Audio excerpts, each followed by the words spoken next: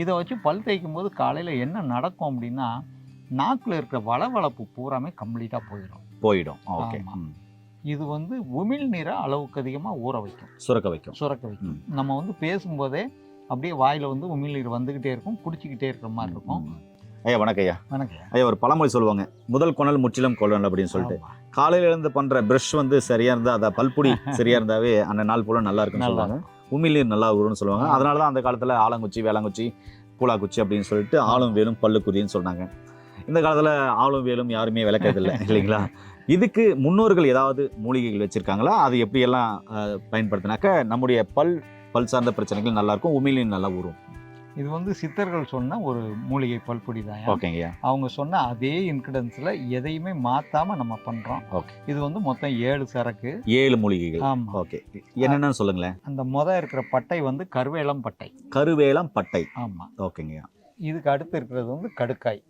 ரெண்டாவது இருக்குது பார்த்தீங்கன்னா கடுக்காய். அதாவது ஒரு 10 தாய்க்கு இணையான வேலையை செய்யக்கூட ஒரு அற்புதமான மூலிகை கடுக்காய்.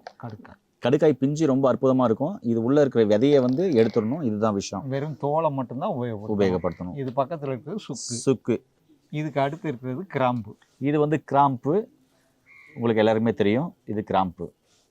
இது வந்து பார்த்தீங்கன்னா காசி கட்டிங்களா? ஆமாம். ஓகே. அந்த காசி கட்டி என்னன்னா, கேரளால பாக்கு எடுப்பாங்க. அந்த அவிச்ச தண்ணியை உரைகிறது தான் காசி கட்டி. பயங்கர துவர்ப்பா இருக்கும். இது வந்து காசி கட்டி பாக்கு, அதுல இருந்து எடுக்கப்படுற அந்த தண்ணீர் இருக்குல்ல, அதுதான். அது உரைகிறது தான். ஓகேங்கய்யா. இது என்னங்கய்யா? அது இந்துப்பு, ராக் சால்ட். பாறை மாதிரி இருக்குன்னு நினைக்காதீங்க. இது ஒரு சால்ட், இந்து உப்பு. இயற்கையா விளையிறது.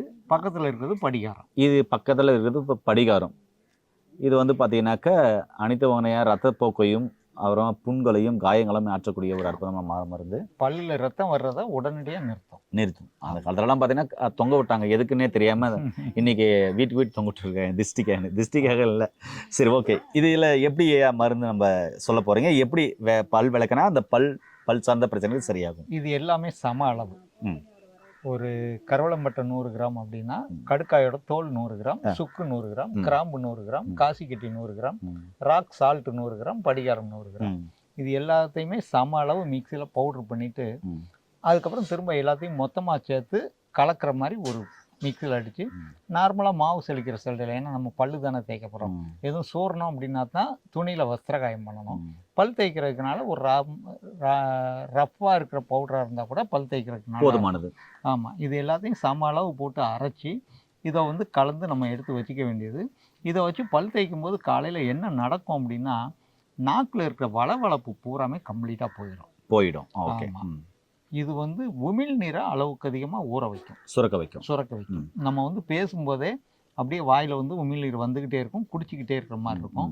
உமிழ்நீர் அளவுக்கு அதிகமாக ஊறி அதை வந்து நம்ம வந்து சாப்பிட்டு உள்ளே வந்து முழுங்கி இறைப்பைக்கு போயிடுச்சு அப்படின்னா, நம்ம சாப்பிட்ற எப்பேற்பட்ட பொருள்னாலும் ஜீரணம் ஆகிடும்.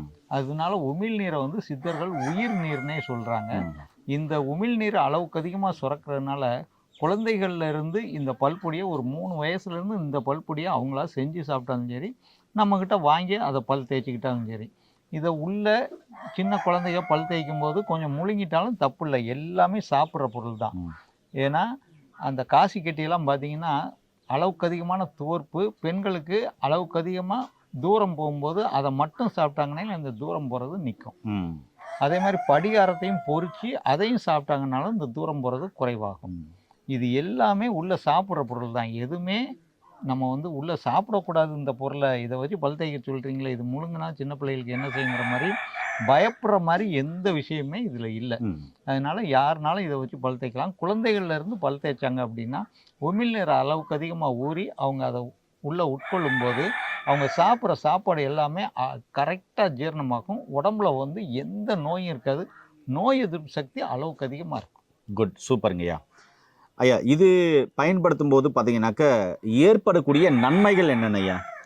ஈர் வந்து நல்லா பல்ல கிரிப்பாக பிடிக்கும். ஈர் வந்து தேயாது. உமிழ்நீர் அளவுக்கு அதிகமாக ஊறும். பல்லு வந்து நல்லா ஸ்ட்ராங்காக இருக்கும். பல்லு வந்து வலுவாக இருக்கும். பல்லில் மேலே இருக்க எனாமல் வந்து கொட்டாது. அதை வந்து வளர வைக்கும். பல் கூச்சம் இருக்காது.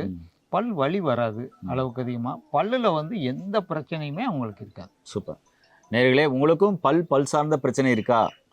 டென்டல் டாக்டர்கிட்ட போயிருக்கீங்க, மற்ற இடத்துல போயிருக்கீங்க, பல் சார்ந்த பிரச்சனைகள் இருக்குது. அவங்க ஒரு டூத் பேஸ்ட் கொடுத்துருக்காங்க, இல்லை ஒரு களிமு மாதிரி போட்டு தேய்க்க கொடுத்துருக்காங்க. அப்படின்போது அதுக்கு பதிலாக நீங்கள் இதை பயன்படுத்துறது ரொம்ப ரொம்ப அருமையாக இருக்கும்.